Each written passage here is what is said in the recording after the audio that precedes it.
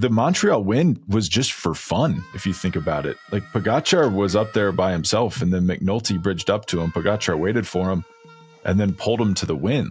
Like those guys are just having fun at this point. It's not like that wasn't even a necessary racing decision. Yeah. Well, I mean, yeah, Pogačar obviously wanted to use that as his test for the Worlds. And then when he saw that McNulty was, who was it with him? There was, I don't remember Quinn who was Simmons. with him. Oh, it was Quinn Simmons with him, yeah. Yeah. When McNulty got rid of Quinn Simmons, he decided to, wait for him and the two of them ride to the finish. That was a really nice gesture of Tadej Pogačar, right? I mean, I think that's one of those things that prove that he's the real leader of the team and why everybody is so willing to work for him. Everybody, welcome back to the Move Plus, our weekly, technically off-season show. We're starting a little bit earlier this year, even though we still have the season running. I'm Spencer Martin. I'm here with Johan Bruyneel. We are going to be talking recent racing, some upcoming racing, including Sunday's European Championship road race, which features kind of an odd but exciting showdown between Tadej Pogačar, Remco Evenepoel, Jonas Vingegaard, a couple recent transfers, and at the end, we'll get to a few listener questions. We are live on a private YouTube stream. So if you remember, you can watch us live and you can ask questions into the chat and we will answer them at the end of the show. It's something we're trialing. We'll probably try to do it more and more, hopefully going on at the Tour de France next year. So welcome to that experimentation. Johan, not a lot of major racing to talk about, but we've had the Crow race going on, which is being dominated, at least in the stage wins, by Paul Magnier. And GC-wise, Brandon McNulty. I'm at a point where if Paul Magnier, how many wins does this guy have this year? Like 12 wins? I think, but probably 12. I actually went over it yesterday with my son. I think 12. But he won a race. He won a race very early in the season. I think the first race he did in Bessèges, and then I don't know if he has been sick or injured, but it took him quite a while to win his second race. And then he just, I think it was probably in June, and he just kept winning and winning and winning. So, I have to say he's impressive though. He's 21 years old. He has so much power. It makes me think a bit about, I would say maybe Tom Bonen. That kind of rider, Big praise. He's strong. I mean, Bonen was also, when he was 20 or 21, he was already very strong. But I think to be like Tom Bonen, that's a big ask, right? I mean, Flanders, Roubaix, world champion, but probably one of, if not the best cobbled rider of all time. Yeah. but no, listen, the guy is really, really fast. And he won 3 stages here. Did he not win 4 stages? What race was it? Tour of Slovakia? He won the first 4 stages of Slovakia. Only lost one of the stages. Yeah. So very, very impressive rider. And of course, in these kind of races like Slovakia and like Croatia, they do have a pretty solid team around him, which ensures basically whenever it's a stage that's appropriate for a bunch sprint, it is actually a bunch sprint, and he rarely misses it. But today was different. Today was, I think, the hardest stage of the Tour of Croatia, and Brandon McNulty was head and shoulders above everybody else. There was a hard climb at the end. He does have a strong team, but also with Tim Wellens doing the lead out on that climb, and he attacked, and it was game over. Brandon McNulty won the stage with 1 minute 40, I think. On the second rider. What a season for McNulty. He won the Tour of Poland, was top 10 in the Giro, just recently won the race in Canada with the blessing of Tadej Pogačar, but you had to be there. Finally he gets to a point where, let's not forget, Brandon McNulty was the best junior in the world when he was junior. I think for 2 years in a row. That. He was the best junior in the world. There was nobody even close to him. Finally he gets to a point where he has the results that everybody was expecting from him. Well, you say that last year, 2024, he was 9th overall in wins. Like he actually won a lot last year. We didn't really notice it. Won this race, won the Crow race. Mm-hmm. He's defending champion. I have to imagine he wins again. Going to be hard to overcome a 1.5-minute deficit with 2 stages left. Yeah. I believe one of them a sprint stage. Very good rider. I was on a group ride yesterday, Boulder Cycle Sport group ride Thursdays. Got to be out there. There was a lot of heavy hitters, but I was talking with someone on that ride, and like the Montreal win was just for fun. If you think about it, like Pogačar was up there by himself, and then McNulty bridged up to him. Pogačar waited for him, and then pulled him to the win. Like those guys are just having fun at this point. It's not like that wasn't even a necessary racing decision. Yeah. Well, I mean, Pogačar obviously wanted to use that as his test for the Worlds. And then when he saw that McNulty was, who was it with him? There was, I don't remember Quinn who was Simmons. with him. Oh, it was Quinn Simmons with him. Yeah. Yeah. When McNulty got rid of Quinn Simmons, he decided to, wait for him and the two of them right to the finish. That was a really nice gesture of Tadej Pogačar, right? I mean, I think that's one of those things that prove that he's the real leader of the team and why everybody is so willing to work for him. Yes, I think stuff like that goes a long way with the general public. That resonates with people a lot. And in the moment, I kind of roll my eyes at it. I'm like, all right, whatever. Like, he's a good teammate. I'm just probably watching too much cycling. But for casual viewers, it's so impressive. It's all people talk about. On Paul Monnier, so I have up the list of winners. Like, this is the winner ranking list for this season. Tadej Pogačar first, 17 wins. Down season for him, if you can believe it. Quite a few fewer wins than last year. Tim Merlier second, 15 wins. Mads Pedersen, 14. Isaac Del Toro, 13, 5th place. Paul Monnier, 13 wins. Wow. That is really impressive for a 21-year-old. Mm-hmm. And then you look even further down, Matthew Brennan. He's also 20 years old. He has 12 wins. 12 wins also. Wow. Yeah. He just turned 20, no? He was 19 for a long time this season. Yeah. Well, what was it? It was his Paris-Roubaix debut, and he was at the front for the first few hours. Yeah. But moving on from Crow Race, we had the main event of the day, the Munsterland Tour. This, for some reason, was, I believe it was televised start to finish. I woke up.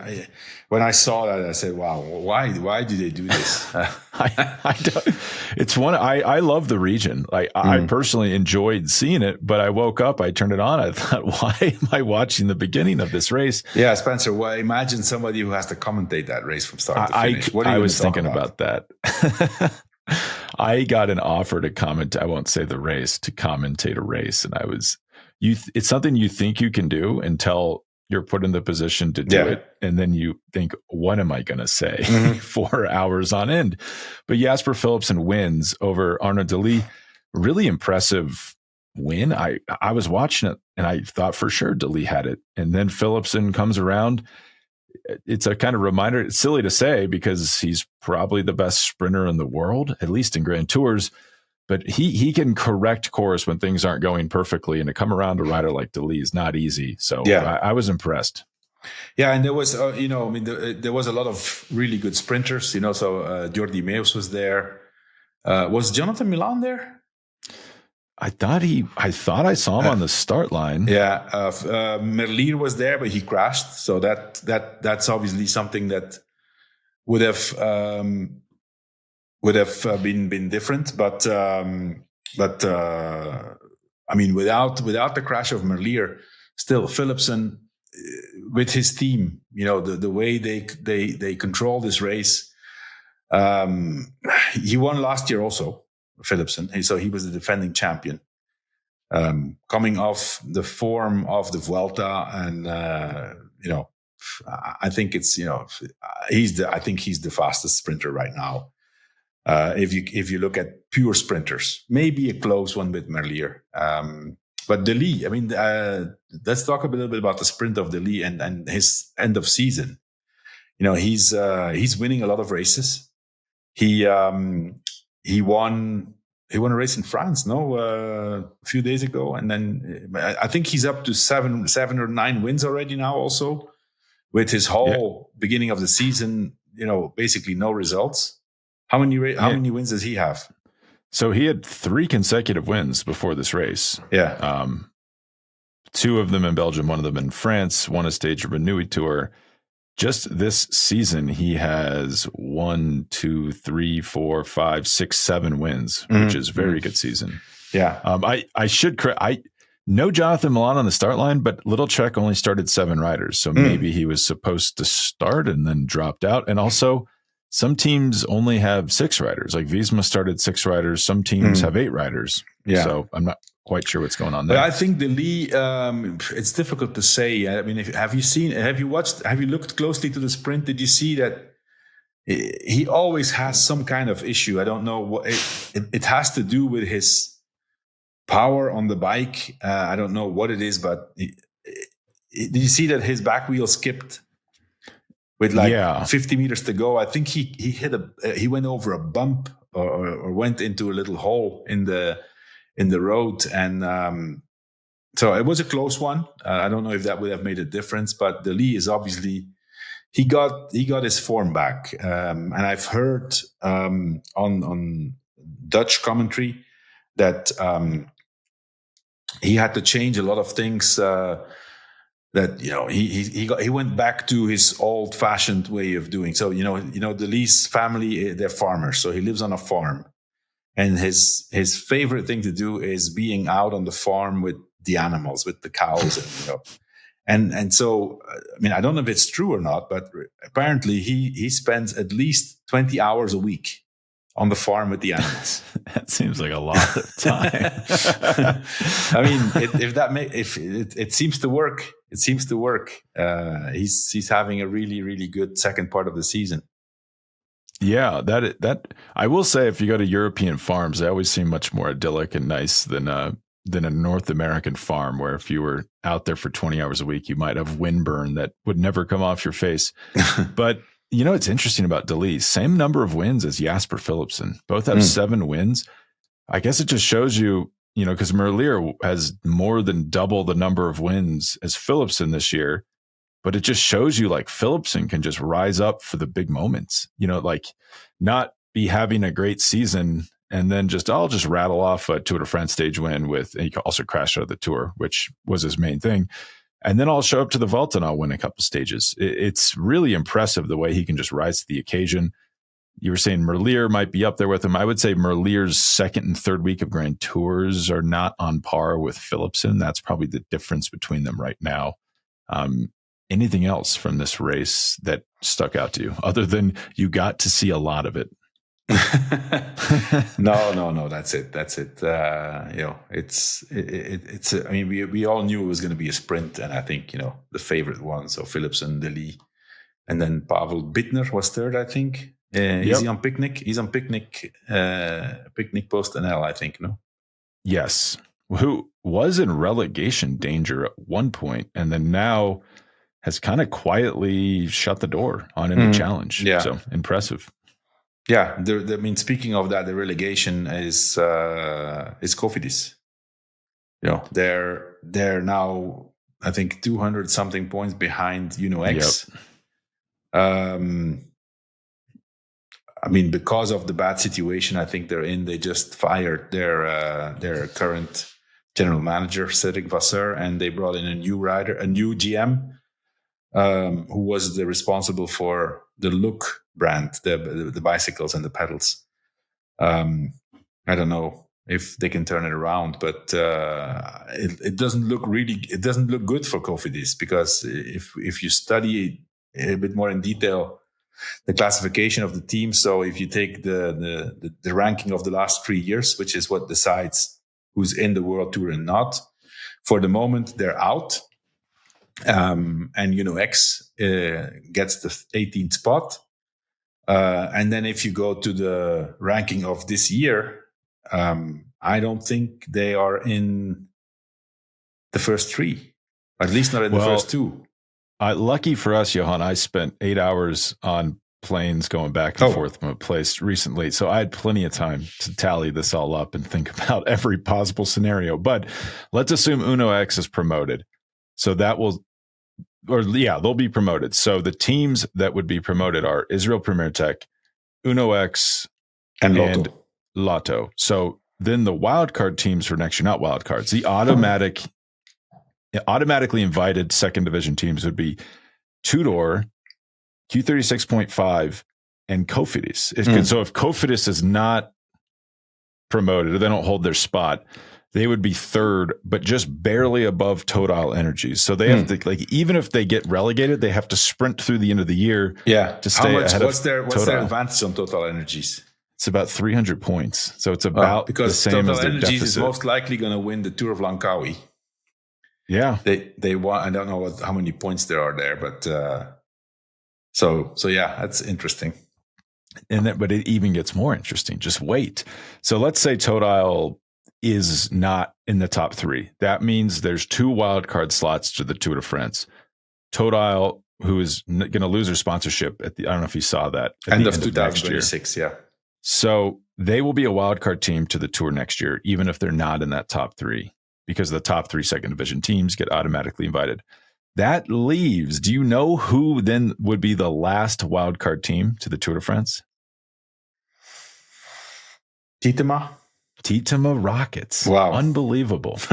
Yeah. That is mind-blowing. Yeah. And that explains the Dylan Groenewegen signing. Mm-hmm. Yeah. All kind of comes into like focus when you really think about that. I mean, to go from a YouTube team, the team that was basically impressive. Launched from a YouTube channel. Yeah. That's really impressive. Anything else on the race? Oh, I can't believe we almost glossed over this. The other major race of the week, European Time Trial Championships, straight off the plane from Kigali. Remco Evenepoel shows up and just absolutely destroys everyone on what we were thinking was maybe a course that wasn't even that well suited for him.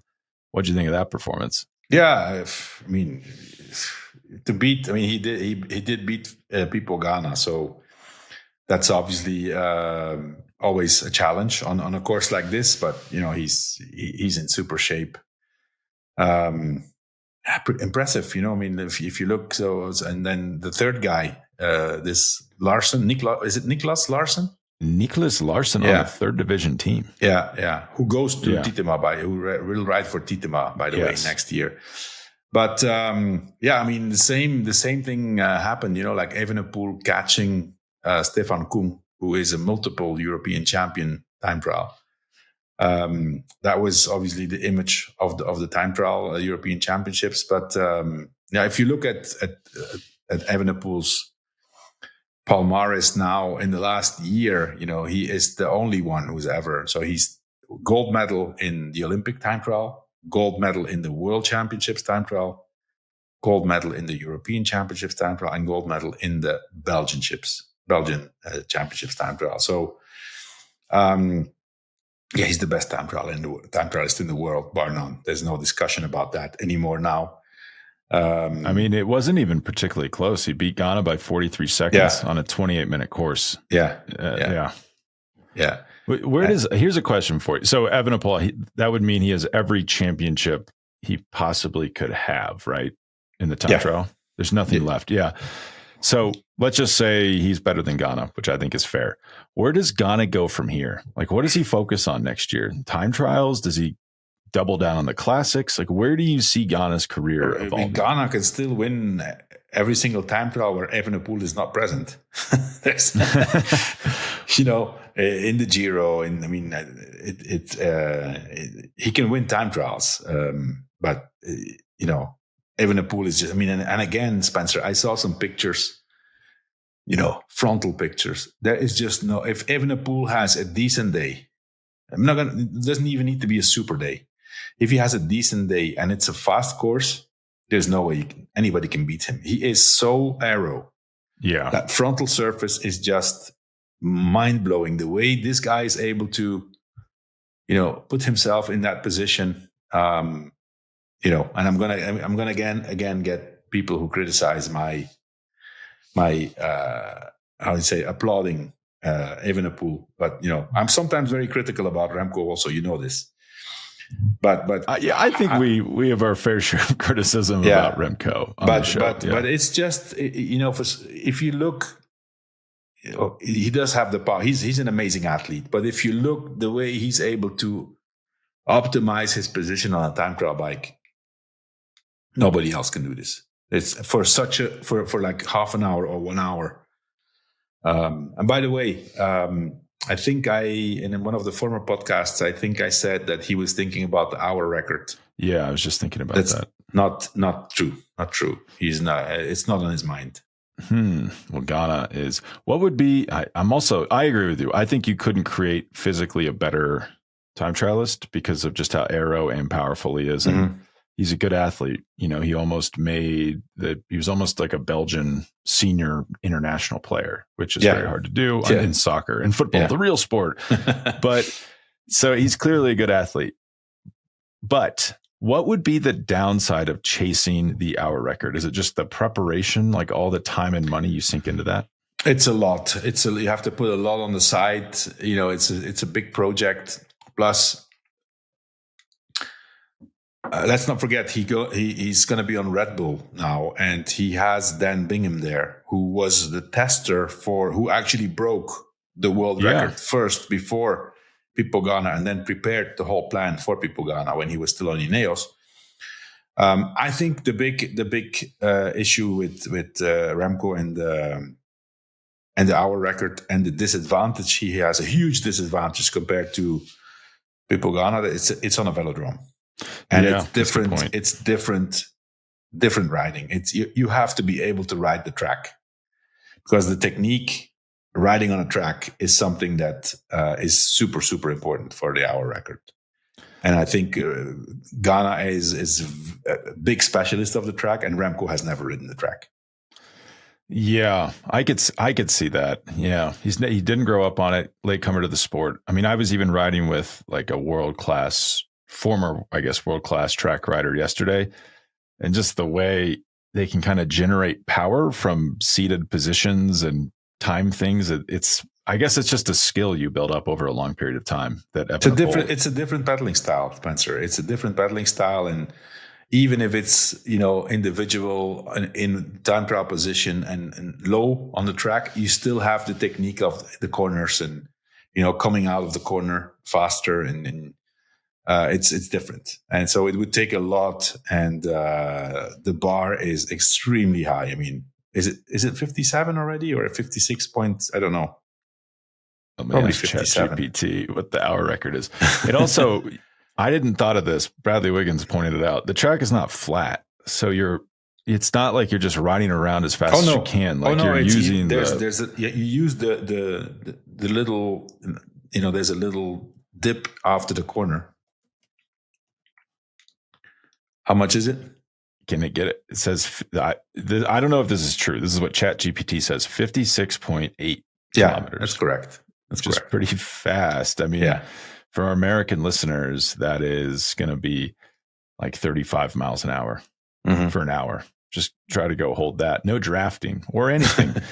Really impressive. But so this weekend we have two big races. One I kind of feel bad for, Giro dell'Emilia. There's just tomorrow. Spencer, to come back on the European Championships, I just want to, I have to get this off my chest, European Championships, and I think the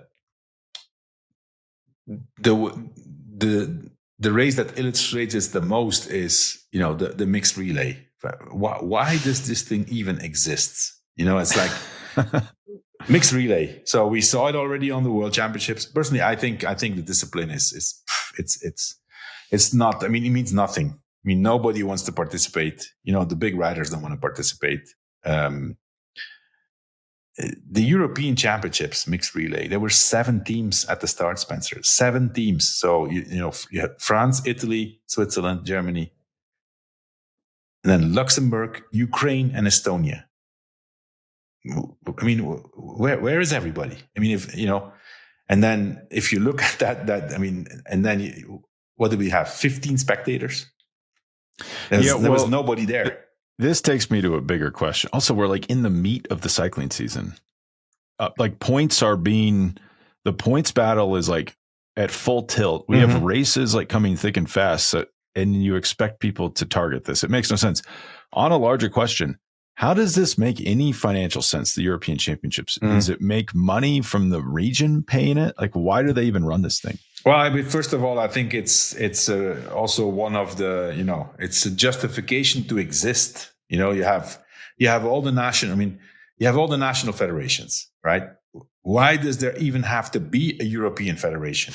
That's a very good point. It's a justification to exist. That's what but the UCI rules over the national federation. So what does the European Federation do? Nothing. It means nothing.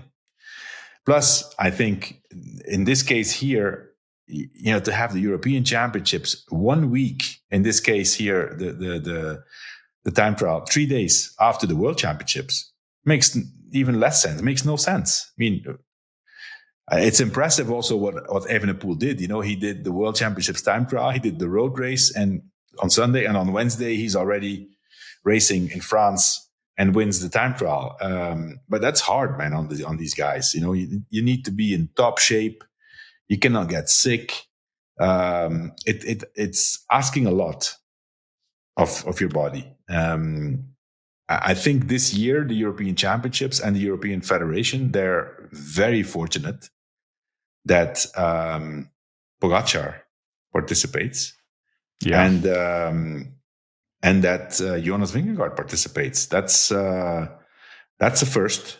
I think it's his second one-day race, or something, or his.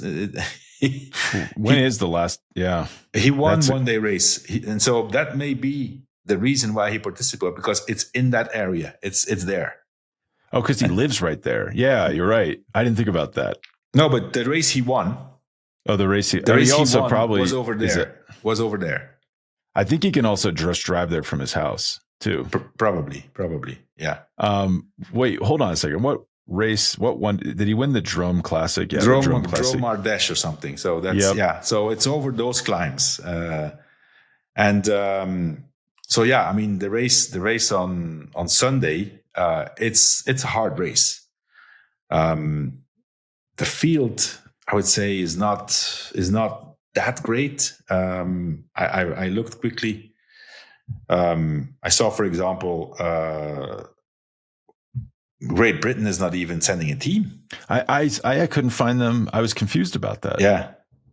If you look at the start list, you have. But the thing is also, Spencer, that this one of those races. Like, okay, Slovenia sends a full team. They have Pogačar.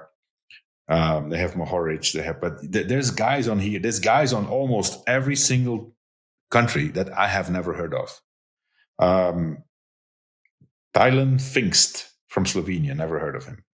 Anziš Kok, never heard of him. These poor guys are just getting roasted on the Move Plus. Sorry, but do start lists matter anymore? I guess would be a unnecessarily hot take question, because Switzerland sends Niels Brun, never heard of that guy. Valentin Darbelet, Arnaud Tondon. I mean, look at the German team. Yeah. Have you heard of kind of actually an interesting guy on the German team? Anton Schiffer. So he's 26 years old. He's on a team called Bike Aid. It's a club level team. This guy was in the Zwift Academy. He went to the Alpecin team camp. Goes to Visma, no? And Alpecin passed on him because they didn't like his personality. It's super interesting little documentary about it. And then he goes back and he's racing at like basically the local pro level. And then now he's going to Visma next year, which Visma does have a very good track record of picking up. Think of Bart Lemon, just picking up older guys who fit into the system really well. Yeah. But Johan, if everyone's just getting nuked from 100K out, does it matter who's in the race? I mean, it's going to be the same with if you have Tadej and you have Jonas and you have Remco, you have Almeida, Ayuso, Paul Seixas. I mean, those 6 riders are top of the world, right? Yeah. So it's going to be a good race, but it's hard, man. I mean, I checked the course. It's 202 kilometers, so shorter, but it's 3,400 meters of elevation, of which the majority is in the last 140 kilometers, and they do 3 times a climb of 7 kilometers, I think, almost 7%, and then they do three laps with a shorter climb, 1.6 kilometers, but 10%. And the last time they go up that climb is 6.5 kilometers from the finish. So this has, again, Tadej written all over it. And Jonas is probably going to try to follow him. I don't know if that's... Tadej has ruined race previews because we could have just played white noise there. It doesn't matter what the course is. I could just tell you that he's probably going to win. Well, yeah, I mean, it depends what he has done, right? Between the Sunday and Sunday. Trip back home. I mean, he doesn't have to do much, but it's a one-day race, so you depend a lot on the form of the day, right? And I mean, he's still has business to do. He's got a monument next week that he kind of has to win if he want. He's third overall in monument wins, and he needs to start closing down on Merckx and the Flemic fast. So he's got work to do.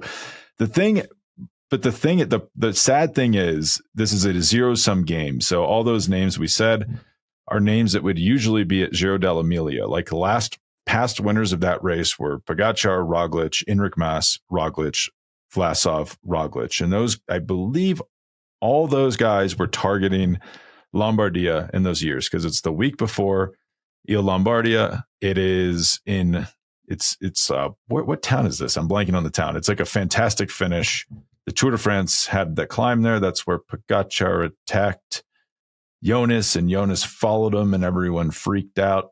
What is this climb called? It is the San Luca climb in Bologna. Yeah. But the sad thing is, this race is losing out on all these riders because now the European Championships decided to park itself the day after. So now we're getting a diminished version of what Isaac Del Toro's going to win. How do you feel if you're not UAE in the modern peloton too? It's like, well, the best rider's not there, but they're still going to win the race with this other guy who's amazing. So Isaac Del Toro could be good. That's tomorrow, no, Emilia. So it could be win number 14 of the season for Del Toro. Yeah, that's a good question. I don't think he has that many. It'll be close. I think it will be. I think he has 13 wins. 13 wins. Well, you're right. So that would be his 14th win. Mm-hmm. I guess, yeah. I'm like, well, I don't see him at 14 because he hasn't won it yet. He probably will win it. I think you're right. What we saw last week was really impressive. So are your picks Del Toro tomorrow, Pogačar on Sunday? Yeah. For sure. I do find it curious that Jonas is doing Sunday. It's exciting. I wish he would do more one days in general. And then the question is, will Jonas do more races? Will he do Lombardy, for example? Is he not currently on the start? He definitely should do it. See, that's something I don't understand. Does the European Championships? Obviously, he thinks he has a chance to win because of the course. He does have a chance to win, but then at least do a few more races to finish the season. Yeah. A monument. What is probably the second. He probably has 2 monuments that he could win realistically. It would be Liège and Lombardia. You got to start him. Jonas, what are we doing? But who's to say Pogačar doesn't? What if he falls? Maybe stubs his toe in the hotel room the night before? Yeah, you don't know what's going to happen. You got to show up. Yeah, he probably would still win, even if he broke his toe the night before. I don't think it would matter. Maybe let's take a quick break, actually, Johan, and then we'll get back to some recent transfers. If you don't have anything else to say about these races. Yeah. Okay, we'll be right back. Everybody, this episode is brought to you by Quince. As the weather cools, I'm swapping in pieces to my wardrobe that actually get the job done. Warm, durable, and built to last. And Quince delivers every time with wardrobe staples that carry me through the season. Quince has all the types of staples that you'd actually want to wear on repeat, like 100% Mongolian cashmere from just $60, classic fit denim, and wool outerwear that looks sharp and holds up. I've personally got my eye on their Italian wool peacoat. It's perfect for those cold, bolder mornings, and I want to elevate my fit for those school drop-offs. And by partnering directly with ethical factories and top artisans, Quince cuts out the middlemen to deliver premium quality at half the cost of similar brands. I've personally been shopping on Quince. I can vouch for it. It is great products at a great price. I got myself some worn stretch jeans, and they've been amazing. I'm wearing them on my commute in the morning to drop my kids off at school. They look fantastic. They are comfortable on the bike, and I cannot recommend them enough.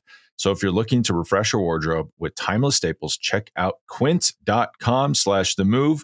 You get free shipping on your order and 365-day returns. It's also available in Canada now too.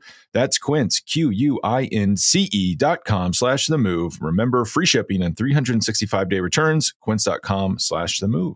Hey everybody, this episode is brought to you by Gusto. When I first started my Beyond the Peloton newsletter, all I wanted to do was break down professional cycling in depth for people that wanted to understand the sport better. I didn't want to calculate tax withholdings and all the other things you have to do when you're running a small business. Well, I quickly realized I was far out of my depth and probably violating multiple IRS rules. So I got Gusto so I could get back to focusing on the nitty-gritty of pro cycling and let the business be taken care of by Gusto. And what is Gusto, you might ask? Well, besides being my guardian angel, it's an online payroll and benefits software built for small businesses. It's all in one, remote friendly, and incredibly easy to use. So you can pay, hire, onboard, and support your team from anywhere. It offers automatic payroll, tax filing, simple direct deposits, health benefits, commuter benefits, workers' comp, 401k, you name it. Gusto makes it simple and has options for nearly every budget. It's quick and simple to switch to Gusto. Just transfer your existing data to get up and running fast, and you don't pay a cent until you run your first payroll. So try Gusto today at gusto.com/themove and get 3 months free when you run your first payroll. That's 3 months of free payroll at gusto.com/themove. That's gusto.com/themove. Try it out right now. So there's been a few transfers and transfer rumors. One is Mikhail Kwiatkowski going to Q36.5, but we read Daniel Benson thinks he's going back to Ineos. So I thought he was going back to Ineos. I thought I heard that earlier this year. I'd be surprised, frankly, if he leaves. He's got a pretty good situation at Ineos. I don't really know why he would leave except for money. And I don't know who Ineos would pay if not for him, because he's one of their best riders, even at this veteran age. Mm-hmm. Another rider, Kijn Uterbrooks. If this sounds familiar, he was like the darling Kijn Uterbrooks.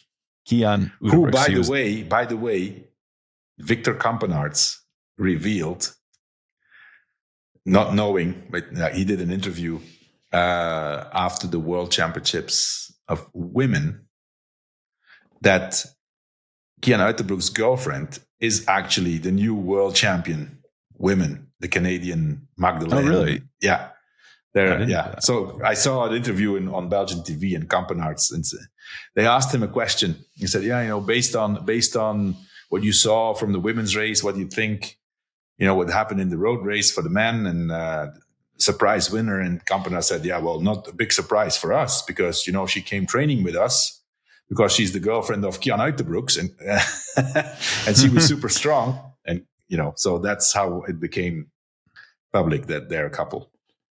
Interesting. Well, maybe that explains the team change. I don't know how to explain this, because I was really surprised to read that out of the blue. I don't know if we said very well kept secret, Spencer. No rumors. There was nothing about it, and Kijn Uterbrooks signed for 4 years with Movistar in the middle of his contract with while Wiesmann. He still had a contract for next year. So it's clear that, and I saw a quote from Richard Plugge saying that, they have different objectives, and that obviously, so Visma agreed to break open his contract and let him go. I don't know if that's, if there's a fee attached to it or not. I would guess a small fee, but obviously,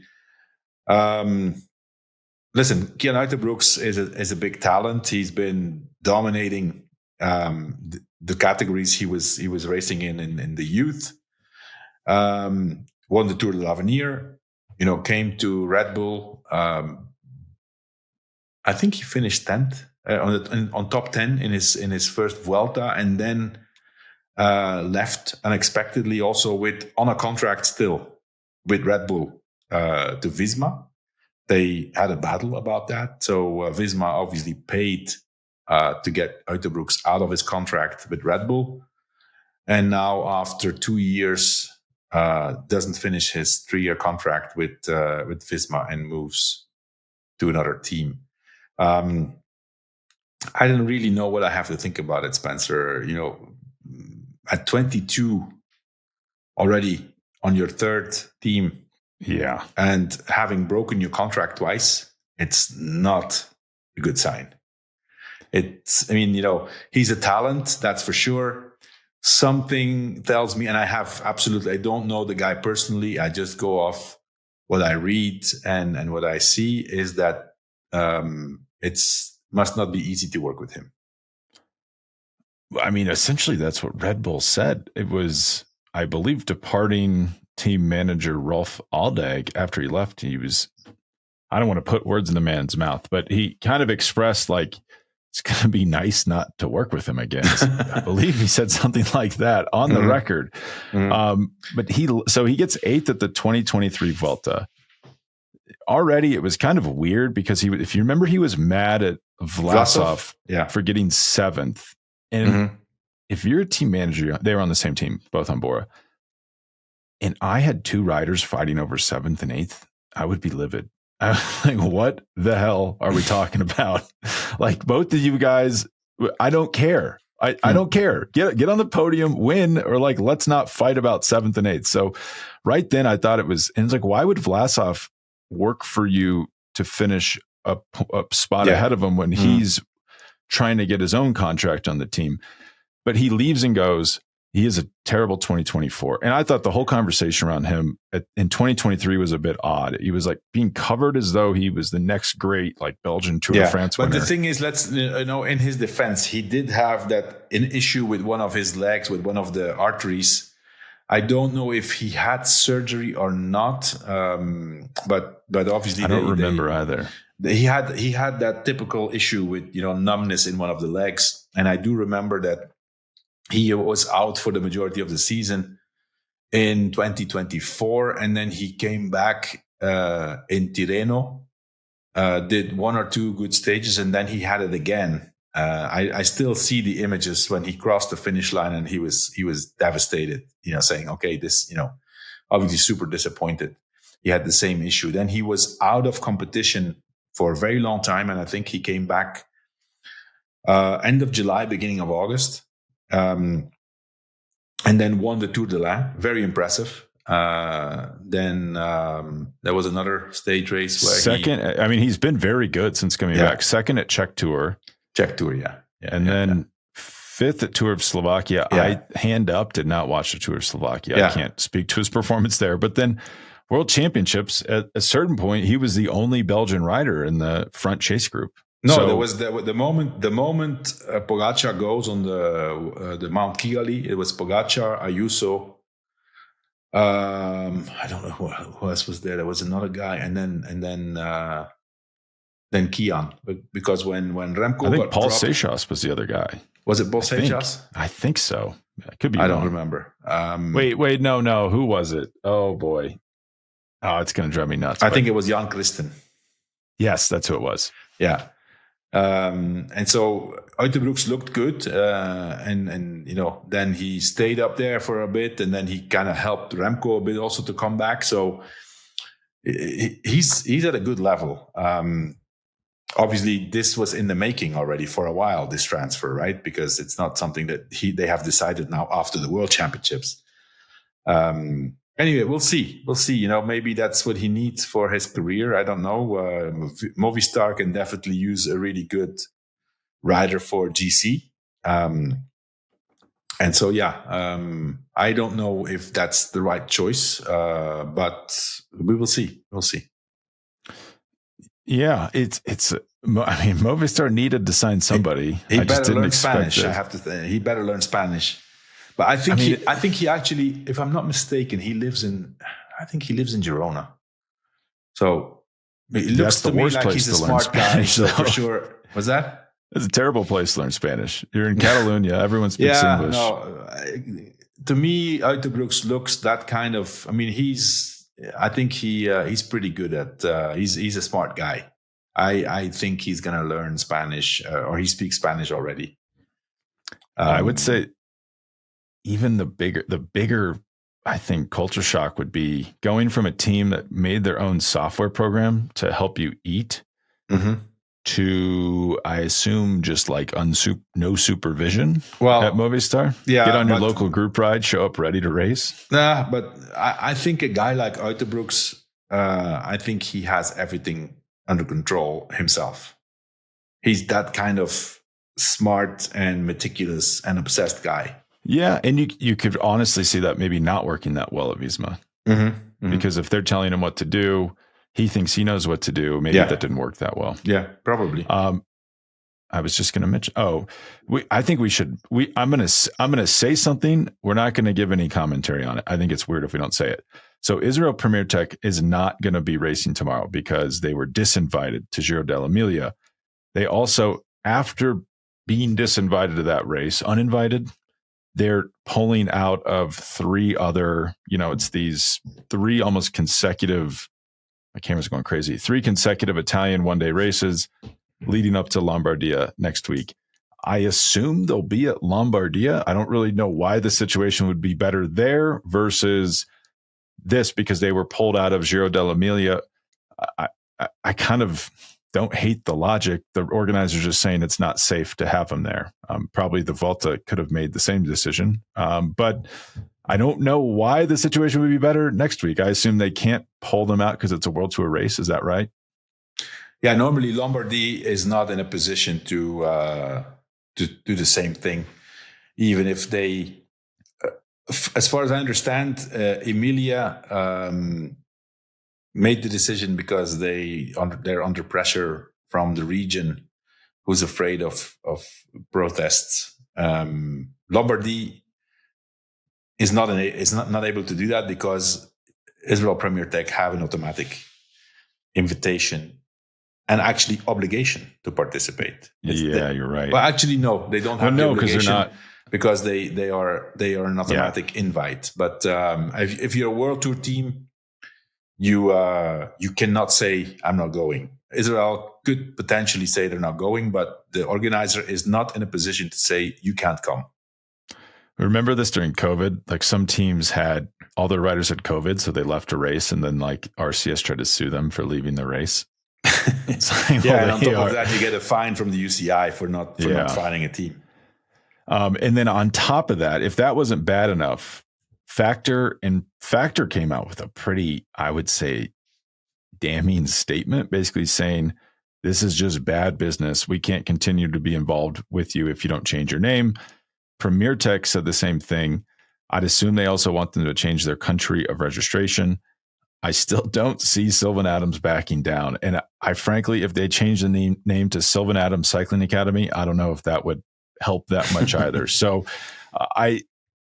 what happens, Johan? Like Biniam Girmay is signed there for next year. I don't think it's signed. I don't know.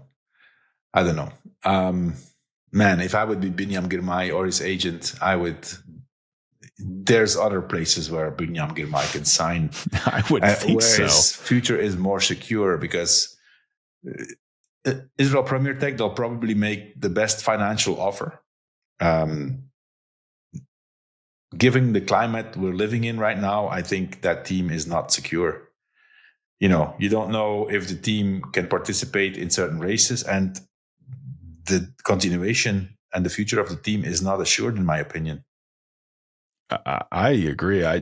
The Factor thing kind of rattled me because that once you have your sponsors saying we don't want to be involved, then you start to run out of options. Fast. Adams has no chance. He has to change the name and he has to change the country of registration.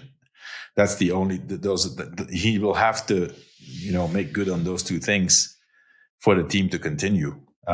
Because even if, let's say, if Factor decides, okay, you know what, this is too risky for us, it's damaged our brand, we're not sponsoring anymore. There's no other bike brand who's going to sponsor the team. Yeah, no one's picking that up. Yeah. And in fact, even if you tried to race with other bikes, people might ask you not to do it and like send you a cease and desist. Yeah. Like even if you bought your own bikes. Mm-hmm. Well, I think that's a bit far stretched, but still, I mean, listen, I mean, ultimately, I think Adams is in a position that he could say, you know what, we don't want any sponsors. I'm just going to pay everything myself. That's a possibility. Yeah. But still, he will still face the same problems they had. It's unfortunate because, the team has nothing to do with the situation of Israel and Palestine. But still, it's not. I know riders who were there and have left, and it's, they're pretty happy that their future is secure. By the way, speaking of, do we already know where Derek G is gonna ride finally next year? That's not been confirmed, right? No, and that's like our brains just erased from our brains, right? That was like the big controversy for the first few days of the Vuelta. And I don't think I've heard a single thing about it. Have you? But it has to be Ineos. I mean, listen, there's no way Derek G and his agent made that decision not knowing where he was going to be. It has to be Ineos. Yeah. So it's going to be Ineos. We don't have to get into this right now. Maybe this is an off-season topic. I was going through Ineos financial statements. That's another team that might not be secure. I guess that's what Todile's for. To come on and take some of the financial burden. They're secure, Spencer. They're secure. The company is losing a lot of money, like a lot of money. Rich people. That's the thing about Adams. It's like, yeah, technically he could afford it, but moneyed people. Johan, no, once they get tired of it, it's a little toy. Once they get tired of it, they throw the toy away and they buy another toy. Yeah, and it gets old real fast. Anything else before we go into not story time, question time? I think we've covered most of what we had to talk about. Yeah. Okay. Well, David Brown in the chat. Thank you, David, for joining us and asking this. I think this is a pretty good question.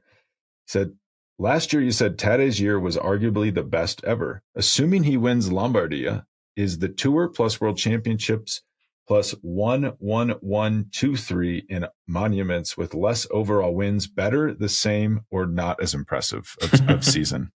I mean, I think finishing below third in a monument is pretty impressive in itself. Yeah. I mean, Tour de France, World Championships.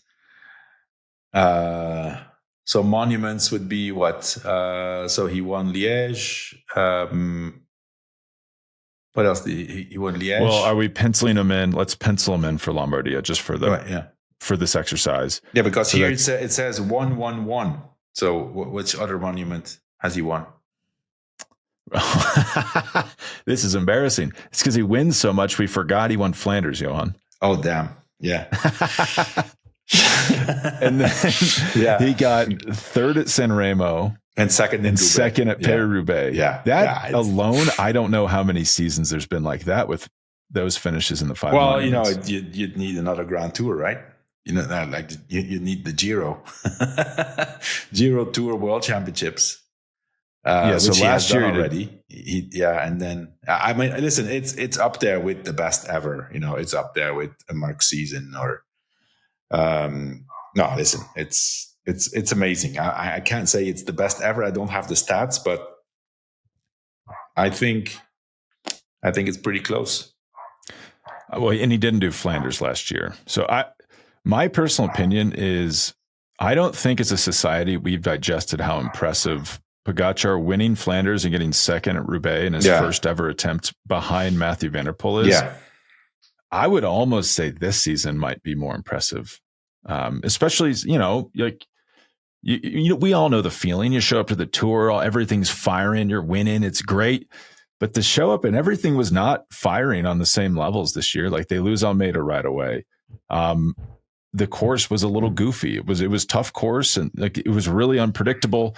And then to kind of settle into what he settled into in the last week and still win that dominantly, and then come back and win world championships again, that's really impressive. Yeah.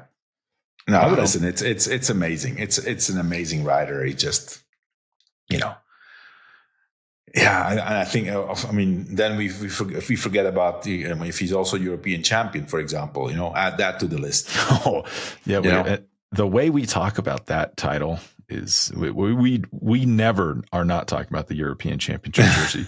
I think we went through the winners. I don't even think I could tell you who has it right now. Is it Tim Merlier? It's Tim Merlier, yeah. It's a young race. It's the first time was in 2016, so there's no history there. But I think it's this year. Obviously, the guy who wins this year is going to be an amazing strong rider.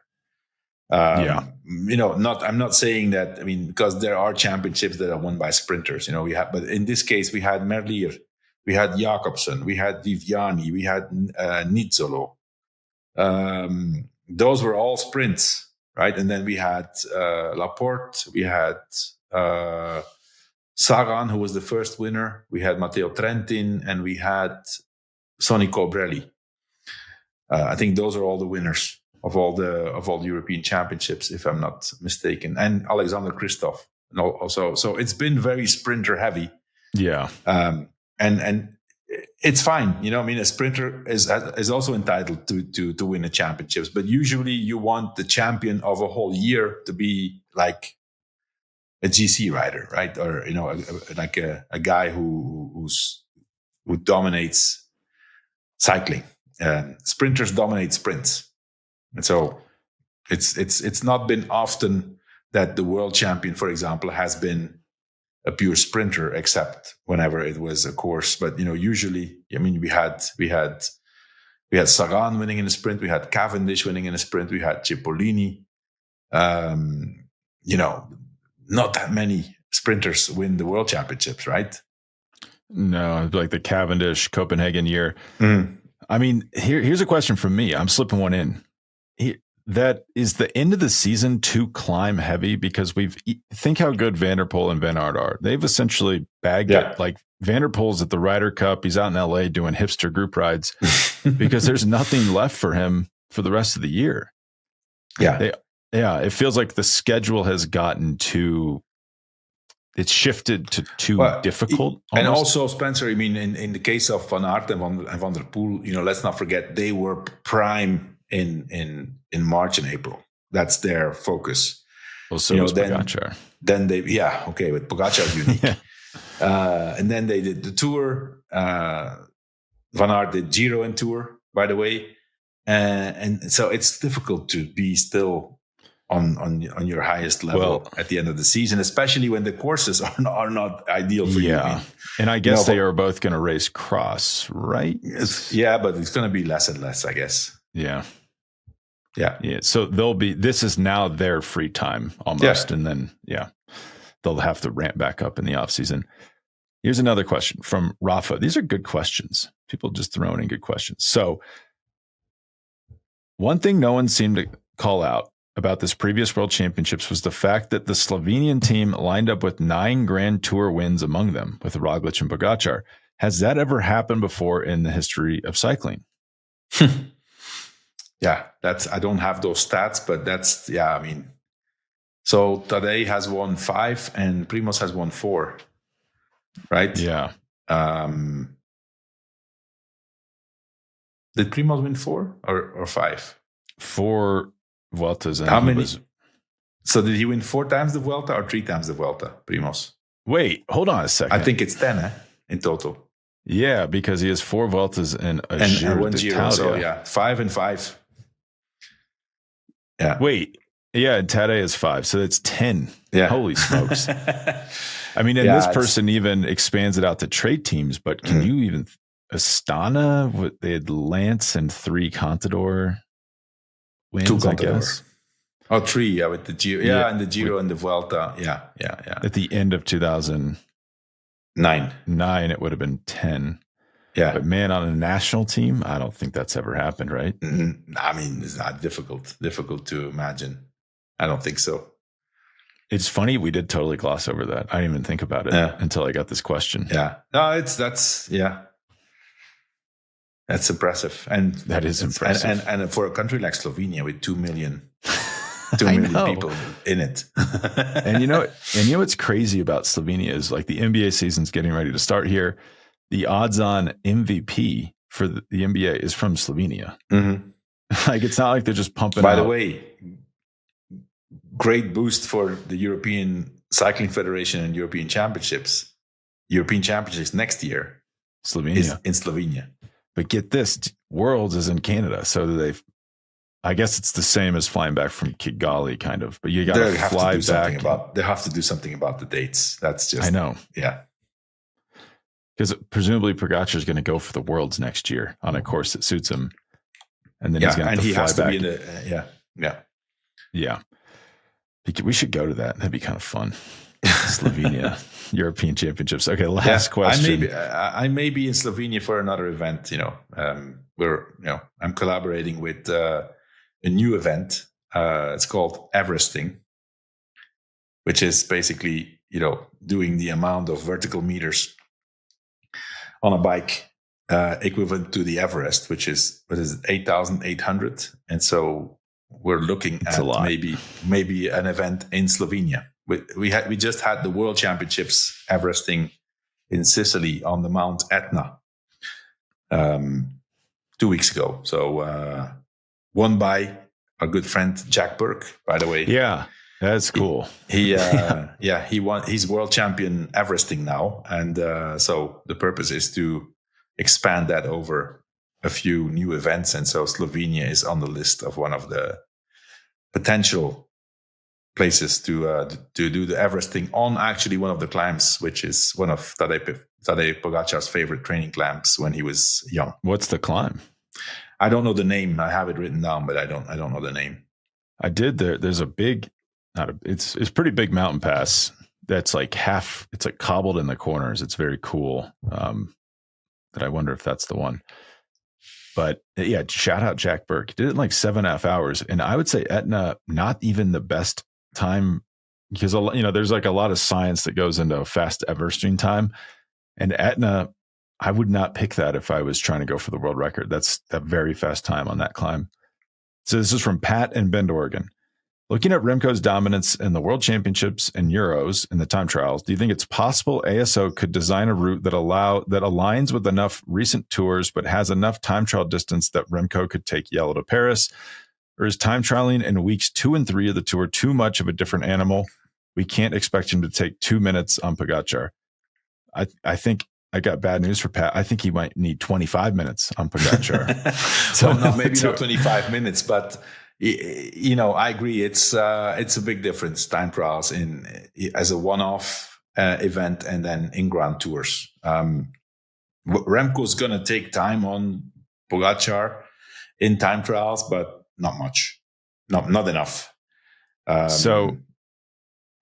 don't see. I mean, I don't see ASO changing their route in favor of a time trialist. You never know, but I don't think it's going to be enough. So 2024, Remco is probably the best climber I've ever seen him in his career at the Tour. Do you know how far back he finished from Tadej Pogačar in that race? Close to 10 minutes. Yeah, 9 minutes, 18 seconds. Yeah. So, by the way, speaking of the Tour and that time trial, I was just last week in Provence, on the French Riviera and Monaco and Nice, and so one of those little rides. I went up the side of Col d'Èze, like the steep side, right? I could not believe how steep that was. Yeah, so steep. And to go up there with your time trial bike, it's crazy actually, Spencer. I mean, and you've done this a few times. If you see these guys flying up there, and then you go there with your bike and you struggle to make it to the top on your smallest gear, and you said, "How fast are these guys going?" It's crazy. It is crazy. How slow are we going? No, that can't be. That can't be it. Yeah, I think it is. It's both. It's both. It really helps actually, because you can say things, you can think things, but I had the opposite experience where I wrote it before them, and I wrote it, and then I did the descent, which I don't find to be an easy descent into Nice. And I thought, there's no way they can do this on time trial bikes. No way. And then I'm there for the event, and they're doing on ripping up that on time trial bikes. It's mind blowing. It's good to remember how good they are. Yeah. But the stage 7 time trial of 2024, I was at this race. Actually, it had some climbing, but it was pretty fast, pretty flat, 53k an hour, about 25k long. Evenepoel gets 12 seconds on Pogačar. So let's say that's a 100-kilometer time trial, and he gets the same amount of time. What was he getting, like 48 seconds or something on Pogačar? Like, here, just make sure that even if he gets right. 2 minutes, Spencer. So at this level of Pogačar now, and the level of Remco last year, which I agree he was probably the best, it's not going to be enough. So they would need roughly like 10 100-kilometer long time trials. Like, that's the math. It starts to get a little tough. It's not as exponential as that, but listen, I mean, in the Grand Tours, after a week of racing, Pogačar is just almost at the same level as the best time trialists. Doesn't matter. He's top 3. Yeah. Yeah. And that's what we talked about the last few weeks, is standalone time trialing is so different. Yeah. Pogačar, Remco in a Grand Tour aren't that different of time trialists. So no matter what the route is, it could be difficult for it to match up. We have been going for a minute. Do you have any? That's the end of the questions. Do you have anything else before we take off, Johan? I think that's it, Spencer. I think we've covered most of it. Nice. Jay Clark says 5 in the comments about, I assume Primož Roglic's Grand Tour wins. Yes. That Primož Roglic is a pretty good rider. We kind of forgot about him, but I assume he'll be at Lombardia. He'll be at Emilia. He will. He could. Yeah. Actually, no. Now I'm excited to watch it with Del Toro and Roglic. We'll see what happens. But thank you everyone for joining live. We'll try to be doing this every week during the off season, and we'll be back next Friday, not with a Move Plus, but with an outcomes for Lombardia. And then we'll have a breakdown after that race on the Move. Sorry, Primož Roglic is not at Emilia. Just checked. What? Yeah. Primož, is he doing anything else? I don't know. Wait, is he at Euros? No, he's not at European Championships either.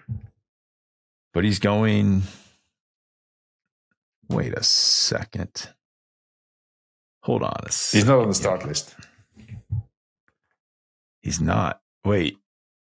Yeah, I don't understand it either, but... Wait, are you looking at Pro Cycling Stats? Yeah. 2025 Giro dell'Emilia. I see Red Bull Bora has Jai Hindley. Okay, sorry. My mistake. Okay. I was looking at this. That's what I thought happened. Okay. Speak soon. We'll be back next week. Okay, thanks. All right. Talk to you later. Bye.